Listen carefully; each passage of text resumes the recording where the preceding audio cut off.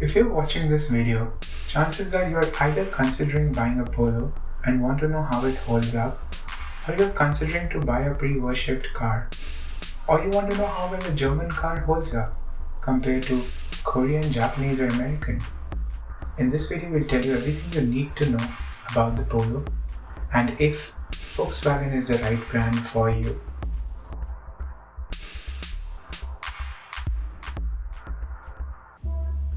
Back in 2010, when Polo was launched in India, the automobile journalists had a unanimous voice that the car looked understated and kind of boring in design.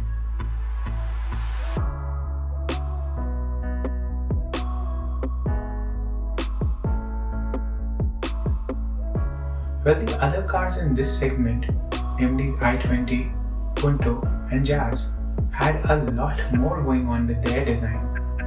The overdone curves, the extra bling of chrome, and the fancy features that very few people cared about. So today, how much do you like the designs of those cars vis-a-vis the Polo? This is what timeless designs mean.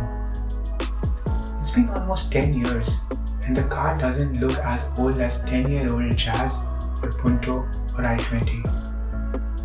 In terms of the long-term ownership review, let's first go over safety.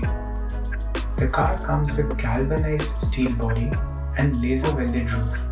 At the time, the top-end model came with airbag and ABS, but this model here is the comfort line. Polo was the safest hatchback in India when it launched. The braking and handling is on point. The car stays in control on high speeds and very easy to maneuver in low speeds. The doors shut with a solid thud. The plastics and the materials are holding up quite well. In terms of the long-term reliability, the servicing needs to be done every 15,000 kilometers and the average servicing cost is somewhere between 10 and 12,000 from authorized service centers. The rubber and peripherals are holding up quite well. I did have some engine issues with this car in the third year, but since the car had only driven about 28,000 kilometers then, VW decided to replace the engine head as part of goodwill. This is the promise of German engineering. You buy a quality product and it is meant to last. I've had no issue with clutch or any other major part as such.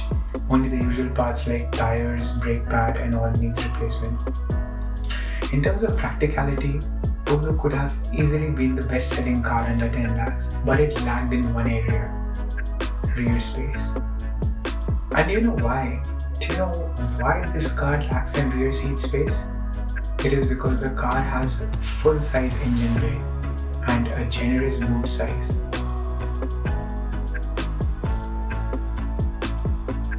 But you don't buy a Polo to sit at the back seat. You buy it to do this. Don't go by the numbers on paper. This car is powered by a 1.2 liter MPI engine with small power and torque output. It doesn't really matter.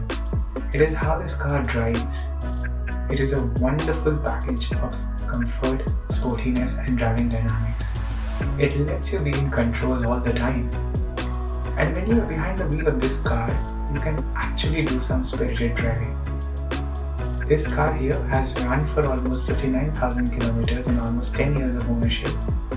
This engine can easily run for more than 150,000 kilometers. So there is still a lot of juice left. If you are considering buying a new Polo, I would say wait for the new model.